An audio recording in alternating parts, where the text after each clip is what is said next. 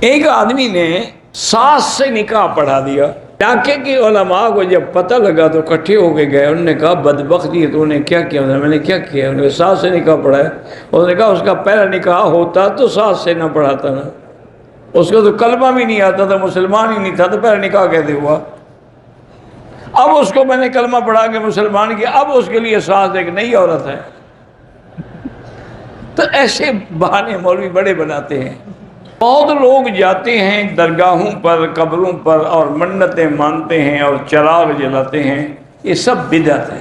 پہلے مجھے آپ یہ بتائیں کہ کیا آپ جو باہر چراغ جلاتے ہیں اس کا فائدہ قبر کے اندر ہوتا ہے مردے کو؟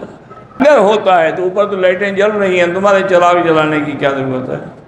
اگر روشنی مقصود ہے تو لائٹ تو لگی ہوئی ہے۔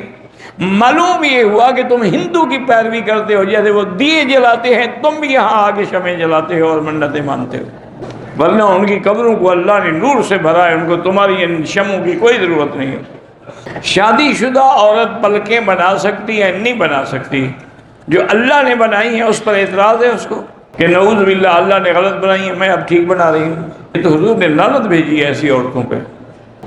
تسبیحات افضل ہے کہ دائیں ہاتھ پہ پڑھیں، لیکن بائیں کو بھی ملا لیں تو کوئی منع نہیں ہے۔ جب دعا میں دونوں ہاتھ اٹھاتے ہیں پھر بائیں کیوں ملا؟ بائیں پڑا رہے پھر ایک اٹھایا کریں۔ جب نماز شروع کرتے ہیں دونوں ہاتھ دونوں کی اٹھا، صرف دائیں اٹھایا کرو، باقی کھڑے رہے۔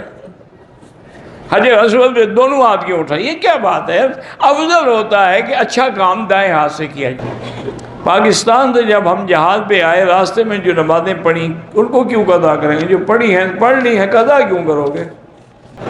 اگر بھائی اپنے بہنوں کو حصہ دے دیں تو ان کے والد چھوٹ جائیں گے؟ ہاں، ان کا والد قبر حشر میں چھوٹ جائے کہ آپ ان کو دیں اور اپنے والد کو چھڑائیں۔ ایک شخص کی اپنی اولاد نہیں ہے، اس نے کسی سے ایک بچہ لے کے پالا ہے، وہ اس کی جائیداد کا وارث نہیں ہوگا، یہ تو متبنہ ہے نا، حقیقی بیٹا تو نہیں۔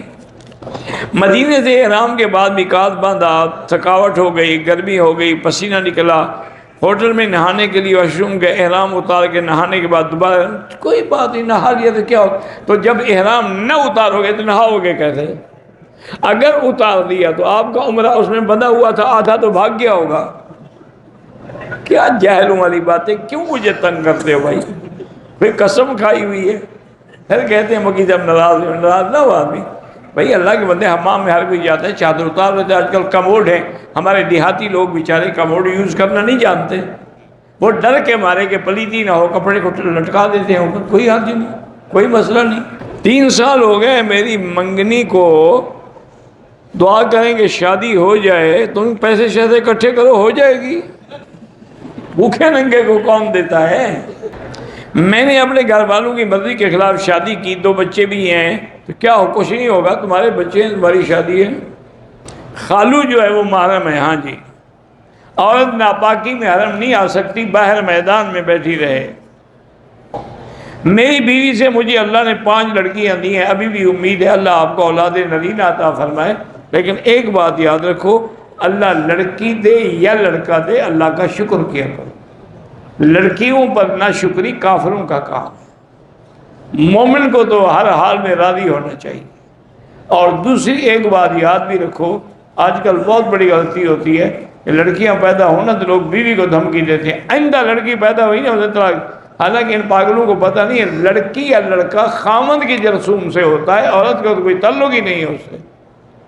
عورت تو زمین ہے، بیج تو تم ڈالتے ہو، تم لڑکی کا بیج ڈالو گے تو وہ کہاں سے لڑکا لے کر آئے بیچاری؟ تم اپنا علاج کرواؤ۔ میری بیوی زندہ ہے، کیا میں اپنی سالی کی بیٹی کے ساتھ شادی کر سکتا ہوں؟ اب کیونکہ سالی کا معنی ہوتا ہے آپ کی بیوی کی بہن، تو بیوی کی بہن سے تو آپ شادی نہیں کر سکتے، وہ کیسے جمع ہوں گی؟